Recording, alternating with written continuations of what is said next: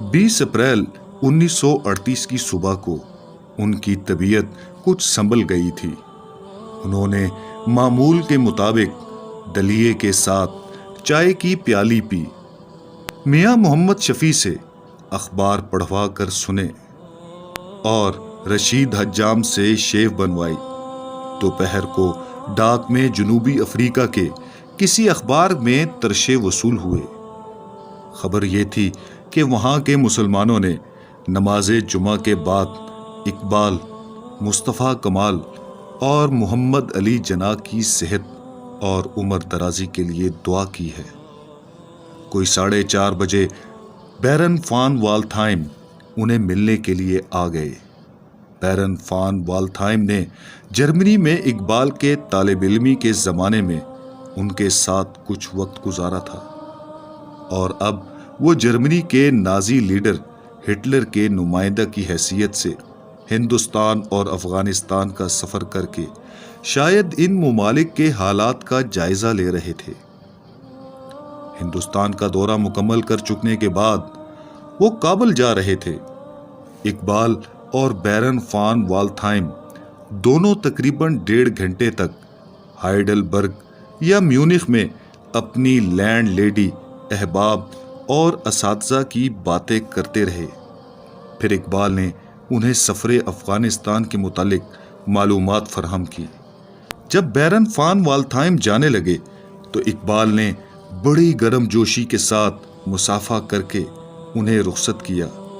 شام کی فضا میں موسم بہار کے سبب پھولوں کی مہک تھی، اس لیے پلنگ خوابگاہ سے اٹھوا کر دالان میں بچھوا دیا اور گھنٹہ بھر کے لیے وہی لیٹے رہے۔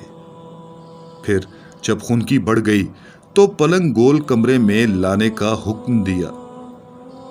گول کمرے میں 7.5 سالہ منیرہ آپا جان کے ساتھ ان کے پاس گئی۔ منیرہ ان کے بستر میں گھس کر ان سے لپٹ گئی اور ہنسی مذاق کی باتیں کرنے لگی۔ منیرہ عموماً دن میں 2-3 بار اقبال کے کمرے میں جاتی تھی، صبح اسکول جانے سے پہلے، دوپہر کو اسکول سے واپس آنے پر اور شام کو سونے سے قبل، لیکن اس شام وہ ان کے پہلو سے نہ اٹھتی تھی۔ 2-3 بار آپا جان سے انگریزی میں کہا، اسے اس کی حس آگاہ کر رہی ہے کہ شاید باپ سے یہ آخری ملاقات ہے۔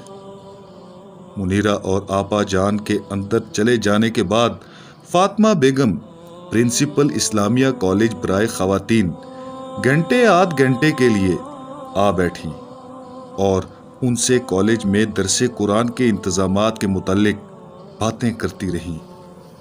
رات کو 8:30 بجے چودھری محمد حسین، سید نذیر نیازی، سید سلامت اللہ شاہ، حکیم محمد حسن کرشی اور راجہ حسن اختر آ گئے۔ ان ایام میں میاں محمد شفیع اور ڈاکٹر عبدالقیوم تو جاوید منزل میں ہی مقیم تھے۔ اقبال کے بلغم میں ابھی تک خون آ رہا تھا اور اسی بنا پر چودھری محمد حسین نے ڈاکٹروں کے ایک بورڈ کی میٹنگ کا انتظام جاوید منزل میں کیا تھا۔ اس زمانے کے معروف ڈاکٹر کرنل امیر چند، الہی بخش، محمد یوسف، یار محمد، جمیت سنگھ وغیرہ سبھی موجود تھے اور انہوں نے مل کر اقبال کا معائنہ کیا۔ گھر میں ہر کوئی ہراساں دکھائی دیتا تھا، کیونکہ ڈاکٹروں نے کہہ دیا تھا کہ اگر رات خیریت سے گزر گئی تو اگلے روز نیا طریقے علاج شروع کیا جائے گا۔ کوٹھی کے صحن میں مختلف جگہوں پر اقبال کے اصحاب 2-2، 3-3 کی ٹولیوں میں کھڑے باہم سرگوشیاں کر رہے تھے۔ اقبال سے ڈاکٹروں کی رائے مخفی رکھی گئی، لیکن وہ بڑے تیز فہم تھے۔ احباب کا بکھرا ہوا شرازہ دیکھ کر انہیں یقین ہو گیا تھا کہ ان کی موت کا وقت قریب آ پہنچا ہے۔ چند یوم بیشتر جب کسی نے ان کی صحت کے بارے میں تشویش کا اظہار کیا تھا تو فرمایا، میں موت سے نہیں ڈرتا۔ بعد ازاں اپنا یہ شعر پڑھا تھا: نشان مرد مومن پا تو گویم، چوں مرگ آیت تبسم بر لب اوست۔ بس اس رات وہ ضرورت سے زیادہ حشاش بشاش نظر آ رہے تھے۔ راکم کوئی 9 بجے کے قریب گول کمرے میں داخل ہوا تو پہچان نہ سکے۔ پوچھا: کون ہے؟ راکم نے جواب دیا: جاوید۔ ہنس پڑے۔ فرمایا: جاوید بن کر دکھاؤ تو جانے۔ پھر اپنے قریب بیٹھے ہوئے چودھری محمد حسین سے مخاطب ہو کر فرمایا: چودھری صاحب، اسے جاوید نامہ کے آخر میں وہ دعا خطاب با جاوید ضرور پڑھوا دیجیے گا۔ اتنے میں علی بخش اندر داخل ہوا۔ اسے اپنے پاس بیٹھنے کے لیے کہا۔ علی بخش نے بلند آواز سے رونا شروع کر دیا۔ چودھری محمد حسین نے اسے حوصلہ رکھنے کی تلقین کی۔ فرمایا: آخر 40 برس کی رفاقت ہے، اسے رو لینے دیں۔ رات کے 11 بجے اقبال کو نیند آ گئی۔ البتہ میاں محمد شفیع اور ڈاکٹر عبدالقیوم کے علاوہ راجہ حسن اختر نے اس رات جاوید منزل ہی میں قیام کیا اور باہر دالان میں چارپائی بچھا کر لیٹ گئے۔ راکم بھی حسب معمول اپنے کمرے میں جا کر سو رہا۔ اقبال کوئی گھنٹے بھر کے لیے سوئے ہوں گے کہ شانوں میں شدید درد کے باعث بیدار ہو گئے۔ ڈاکٹر عبدالقیوم اور میاں محمد شفیع نے خواب آور دوا دینے کی کوشش کی، مگر انہوں نے انکار کر دیا۔ فرمایا: دوا میں افیون کے اجزاء ہیں اور میں بے ہوشی کے عالم میں مرنا نہیں چاہتا۔ علی بخش اور میاں محمد شفیع ان کے شانے اور کمر دبانے لگے تاکہ درد کی شدت کم ہو، لیکن 3 بجے رات ان کی حالت غیر ہو گئی۔ میاں محمد شفیع حکیم محمد حسن کرشی کو بلانے ان کے گھر گئے، مگر ان تک رسائی نہ ہو سکی اور ناکام واپس آ گئے۔ اقبال درد سے نڈھال تھے۔ میاں محمد شفیع کو دیکھ کر فرمایا: افسوس کرشی صاحب بھی نہیں پہنچ سکے۔ تقریباً 4:45 بجے راجہ حسن اختر اٹھ کر اندر آئے۔ انہیں بھی حکیم محمد حسن کرشی کو بلانے کے لیے کہا۔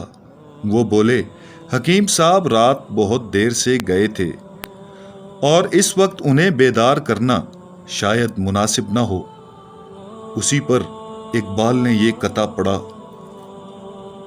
سرود رفتہ باز آید کہ ناید، نسیم از حجاز آید کہ ناید، سرآمد روزگار این فقیر دگر دانائے راز آید کہ ناید۔ راجہ حسن اختر قطع کا مطلب سمجھتے ہی حکیم محمد حسن کرشی کو لانے کے لیے روانہ ہو گئے۔ اقبال کے کہنے پر ان کا پلنگ گول کمرے سے ان کی خواب گاہ میں پہنچا دیا گیا۔ انہوں نے فروٹ سالٹ کا گلاس پیا۔ صبح کے 5 بجنے میں کچھ منٹ باقی تھے۔ آذانیں ہو رہی تھی۔ سب کا خیال تھا کہ فکر کی رات کٹ گئی۔ ڈاکٹر عبدالقیوم اور میاں محمد شفیع صبح کی نماز ادا کرنے کی خاطر قریب کی مسجد میں پہنچ گئے تھے اور صرف علی بخش ہی اقبال کے پاس رہ گیا۔ اسی اثنا میں اچانک اقبال نے اپنے دونوں ہاتھ دل پر رکھے اور ان کے منہ سے ہائے کا لفظ نکلا۔ علی بخش نے فوراً آگے بڑھ کر انہیں شانوں سے اپنے بازوؤں میں تھام لیا۔ فرمایا: دل میں شدید درد ہے، اور قبل اس کے کہ علی بخش کچھ کر سکے انہوں نے اللہ کہا اور ان کا سر ایک طرف ڈھلک گیا۔ 21 اپریل 1938 کو 5:14 صبح کی اذانوں کی گونج میں اقبال نے اپنے درینہ ملازم کی گود میں اپنی جان جانے آفریں کے سپرد کر دی۔ طلوع آفتاب کے بعد جب راکم اور منیرہ نے ان کے دروازے کی دہلیز پر کھڑے ہو کر ڈرتے ڈرتے اندر جھانکا تو خوابگاہ میں کوئی بھی نہ تھا۔ کھڑکیاں کھلی تھی اور وہ پلنگ پر سیدھے لیٹے تھے۔ انہیں گردن تک سفید چادر نے ڈھانپ رکھا تھا جو کبھی کبھار ہوا کے جھونکوں سے ہل جاتی تھی۔ ان کی آنکھیں بند تھیں، چہرہ قبلہ کی طرف تھا، مونچھوں کے بال سفید ہو چکے تھے اور سر کے بالوں کے کناروں پر راکم کے کہنے سے آخری بار لگائے ہوئے قصاب کی ہلکی سی سیاہی موجود تھی۔